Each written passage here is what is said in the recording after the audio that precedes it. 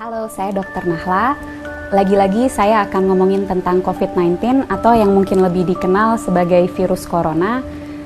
Mudah-mudahan belum pada bosan dan jangan sampai bosan dulu karena banyak sekali informasi sekarang yang beredar, belum tentu betul, masih banyak hoax-hoax yang harus dibasmi, dan bagi teman-teman yang bisa mendapatkan banyak informasi, semoga dapat juga meneruskan informasi ini karena apa yang kita lakukan harus kita mulai dari diri kita sendiri dan kita ajak teman-teman di sekitar kita untuk melakukan hal yang sama. Yang mau kita bahas dan mau saya tekankan sekali lagi adalah bahwa virus corona ini atau yang dinamakan virus SARS-CoV-2 ini adalah virus yang sangat baru. Apa dampak dari fakta bahwa ini adalah virus yang baru? Yang pertama, berarti kita belum tahu pasti sifat dari virus ini. Yang kedua, kita belum tahu pasti efek dan berapa lama efek yang akan disebabkan oleh virus ini. Yang ketiga, belum ada obat yang betul-betul efektif untuk melawan virus ini. Yang keempat, belum ada vaksin yang bisa mencegah seseorang untuk tidak terinfeksi virus ini. Jadi itu yang teman-teman harus selalu ingat.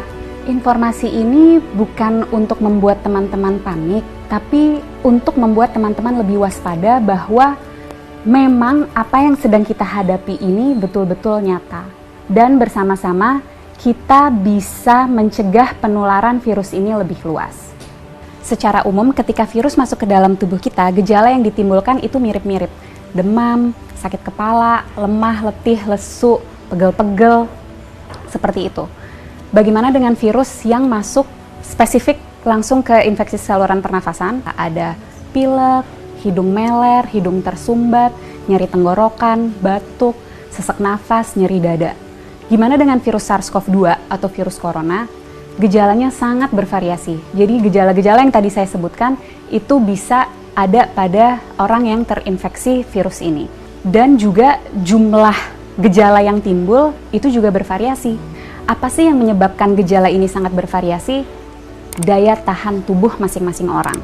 Jadi kalau kita nih yang sebagai anak muda, sehat, nggak ada penyakit, daya tahan tubuhnya baik, kemungkinan gejala yang kita alami ketika kita terinfeksi virus ini sangat ringan atau bahkan sama sekali tidak ada gejalanya.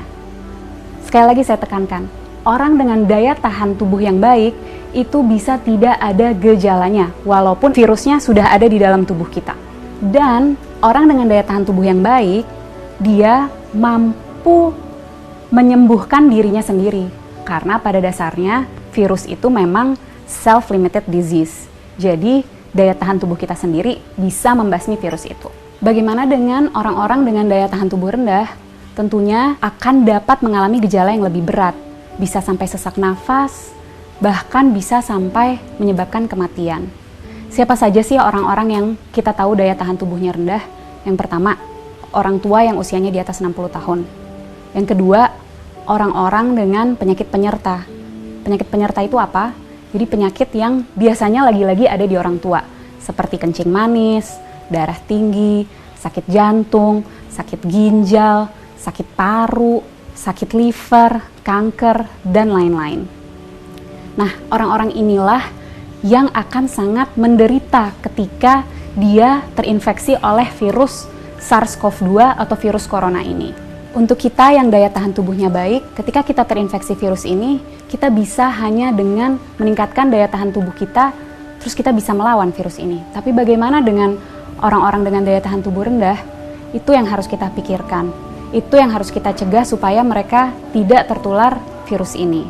Jadi, apa yang bisa kita lakukan untuk membantu mereka-mereka yang daya tahan tubuhnya rendah? Dengan cara jaga jarak, hindari keramaian, dan di rumah aja. Kenapa? Karena virus ini yang paling kita takutkan dan sudah kita tahu dari virus ini adalah penyebarannya yang sangat amat cepat dan lebih mudah dan lebih cepat di tempat-tempat keramaian. Tapi lagi-lagi jangan panik. Bukan berarti kalau teman-teman yang masih muda dan sehat ini merasa, oh saya ada gejala-gejala COVID-19 nih, ada demam-demam yang sumeng-sumeng, demam rendah, nyeri tenggorokan, sedikit pilek, sedikit batuk, terus harus langsung ke rumah sakit. Bukan itu maksud saya. Bukan berarti Kalau teman-teman ada gejala itu, harus segera ke rumah sakit. Apa yang harus kita lakukan? Ketika mengalami gejala itu, lagi-lagi di rumah aja, tingkatin daya tahan tubuh dari rumah. Dengan cara apa? Istirahat yang cukup, tidur malam yang cukup, 7-9 jam, makan makanan bergizi, minum air yang banyak, kalau bisa lakukan olahraga atau aktivitas ringan di rumah. Kenapa untuk kita yang muda dan sehat ketika mengalami gejala-gejala penyakit COVID-19 lebih baik di rumah aja dan nggak perlu ke rumah sakit? Karena kita mau memastikan bahwa rumah sakit itu tetap tersedia untuk mereka yang betul-betul membutuhkan. Orang tua, orang dengan daya tahan tubuh yang rendah, dan orang-orang muda yang mengalami gejala berat seperti sesak nafas. Mereka itulah yang harus segera ke rumah sakit. Jadi kita pastikan rumah sakit memang untuk mereka yang membutuhkan. Kalau kita bisa di rumah aja. Bagaimana dengan kita yang tidak ada gejala? Sebaiknya tetap jaga jarak, hindari keramaian, dan di rumah aja. Kenapa? Karena seperti yang tadi sudah sempat saya jelaskan, orang dengan daya tahan tubuh baik bisa jadi tidak menimbulkan gejala apapun. Jadi kalau dari luar dia terlihat sehat, belum tentu tidak ada virus itu di dalam tubuhnya. Dan orang-orang tanpa gejala ini tetap bisa menularkan ke orang lain. Melalui apa? Misalnya, kita lagi ngobrol-ngobrol sambil makan, dia tersedak, batuk, virusnya banyak di situ. Atau lagi di mobil bareng, AC-nya kenceng banget, kedinginan, dia bersin, virusnya ada di situ. Penting untuk kita jaga jarak. Jaga jarak 1 meter untuk memastikan droplet yang keluar melalui batuk ataupun bersin tidak terkena pada kita. Penting sekali untuk kita untuk selalu cuci tangan dengan cara yang benar dan sering-sering untuk memastikan jika secara tidak sengaja kita menyentuh droplet itu, kita bisa membersihkannya.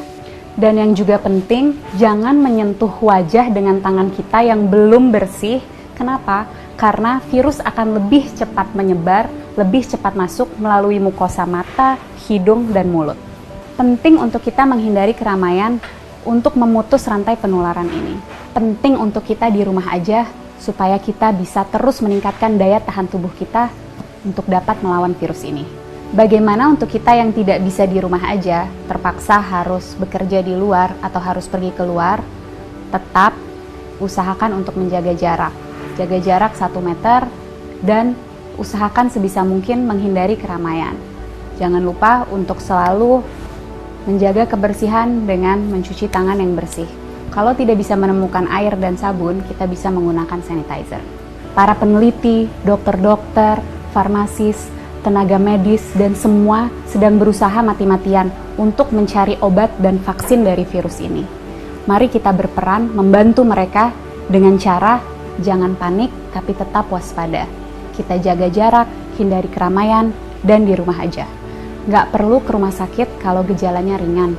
Pastikan rumah sakit tersedia untuk mereka yang membutuhkan, orang-orang tua, orang dengan daya tahan tubuh rendah, dan orang-orang dengan gejala yang berat seperti sesak napas.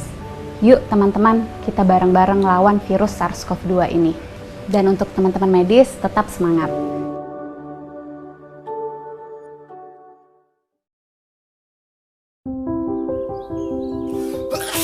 Tanpa disadari, virus dapat menyebar di sekitar kita melalui hal yang dilakukan sehari-hari. Virus tersebut dapat menular secara berantai, mulai dari satu orang ke orang yang lain, lalu ke orang lainnya lagi, hingga dapat menular ke banyak orang.